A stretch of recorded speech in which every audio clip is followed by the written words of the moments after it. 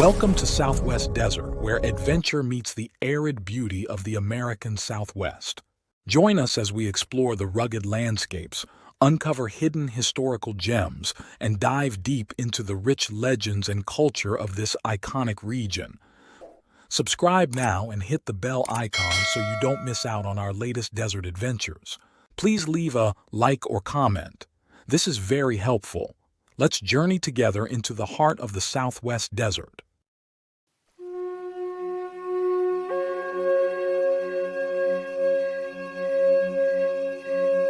Picture this. You're hiking through the Rocky Mountains of Colorado when suddenly you discover the weathered remains of a once bustling frontier town. But here's something most people don't realize. Colorado actually had two ghost towns named Alpine, located relatively close to each other. Today on Southwest Desert, we're exploring the fascinating story of these twin Alpines and how they rose and fell during Colorado's gold rush. Alpine Proper's story began in 1877 when the first house was built. The town was incorporated in 1879 and maintained a population of around 500 people for many years. The economic backbone of the community was the Tilden Smelting and Sampling Works. Colonel Chapman's mill employed 40 men and processed an impressive 30 tons of ore daily. The major mines fueling this activity were the Tilden, Livingston, and Brittenstein.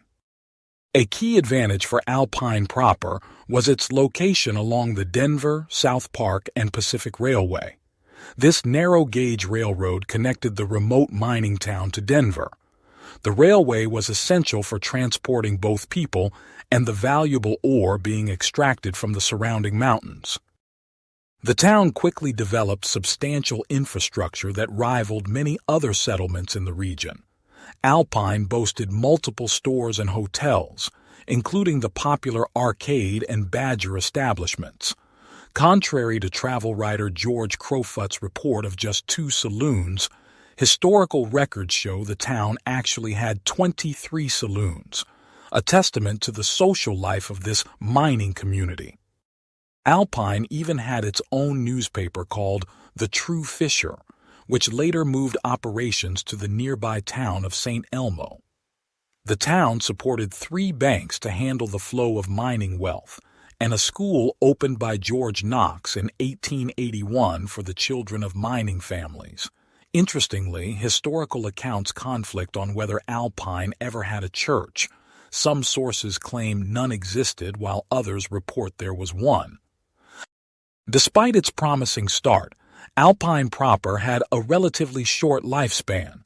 By 1882, just a few years after its founding, it had already begun losing population to nearby St. Elmo. The town's decline followed a pattern common to mining communities when opportunities shifted elsewhere. Among the final residents were 2 particularly colorful characters. Lady Zabriskie, reportedly a Polish princess who wrote extensively about uranium and molybdenum long before their value was widely recognized, and a man known as Napoleon Jones. Their story ended tragically when both were found frozen to death in 1930, their bodies retrieved by county commissioners who ventured into the already abandoned town. After the town's abandonment, the property was acquired by Bird Fuqua.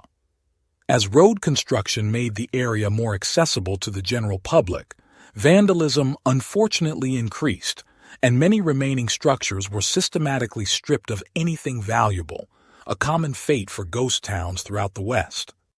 Now let's turn to the second Alpine, commonly known as Alpine Tunnel, located near the first Alpine. Alpine Tunnel represented an extraordinary feat of engineering for its time. The project began when ex-Governor John Evans funded efforts to extend the Denver, South Park, and Pacific Railway to the booming mining region around Gunnison. James A. Evans served as the engineer for this monumental undertaking, tasked with conquering the Continental Divide. Construction bids were let in November 1879, and work began in earnest in 1880. Building at 11,600 feet presented immense challenges rarely faced in railroad construction of that era. Some 10,000 workers cycled through the project, with most lasting only 2 to 3 days due to the punishing altitude and harsh conditions. Workers faced numerous technical obstacles: loose stone that would not hold, underground water seeping into their work, and decomposed granite that made excavation exceptionally difficult. These conditions necessitated the use of California redwood for timbering, an expensive imported material that had to be transported great distances. Despite these challenges, the 805-foot redwood-lined tunnel was completed just before Christmas 1881. Unlike Alpine Proper, the settlement around Alpine Tunnel was never officially incorporated as a town. It began as a tent city during construction, gradually acquiring more permanent structures as the project progressed.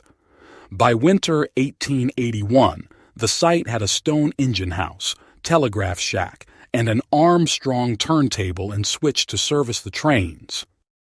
By 1886, the settlement had expanded considerably to include a stone section house measuring, an imposing engine house, a bunkhouse measuring, a storehouse, and a wash house.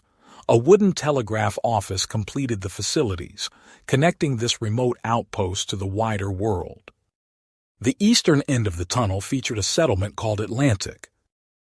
While never a proper town, Alpine Tunnel was listed as a station stop with meal service and served as a location for train passing and crew rest, essential functions for the railroad's operation through such challenging terrain. The history of Alpine Tunnel is marked by several disasters that foreshadowed its ultimate abandonment. In March 1884, a train whistle triggered a devastating avalanche that destroyed the nearby town of Woodstock, highlighting the precarious nature of mountain railroading. In 1906, fire ravaged the site, destroying all wooden buildings and causing even the stone structures to collapse, revealing that they had been built without mortar, a troubling shortcut in construction.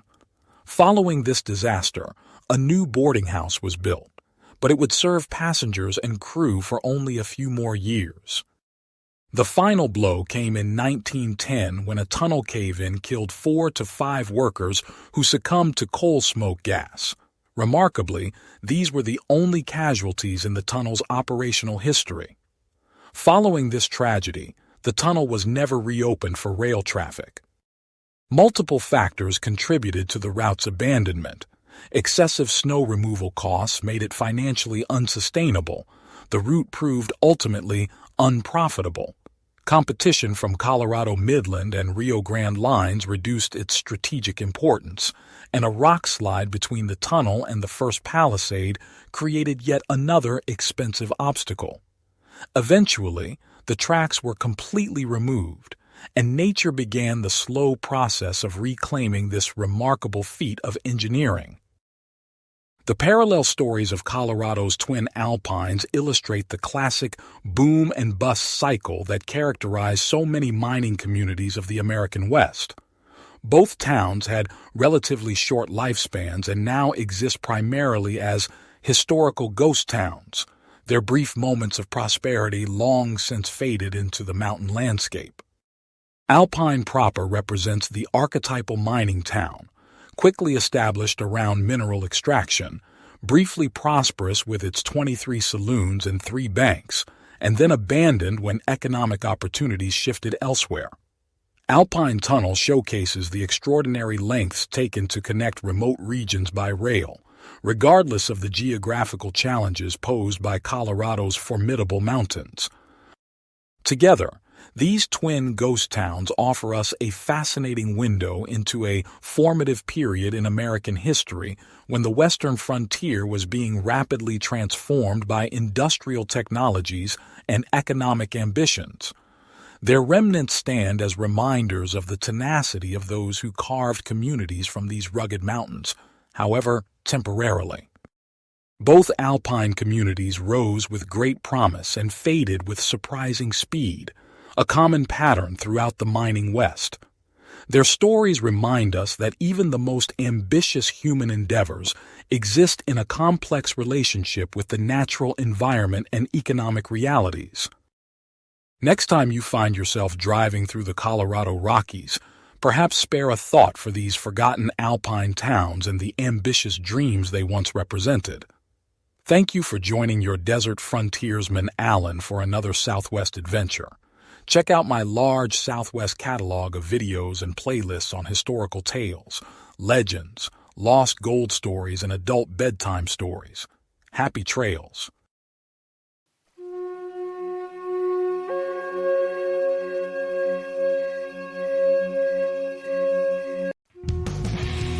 Thanks for watching.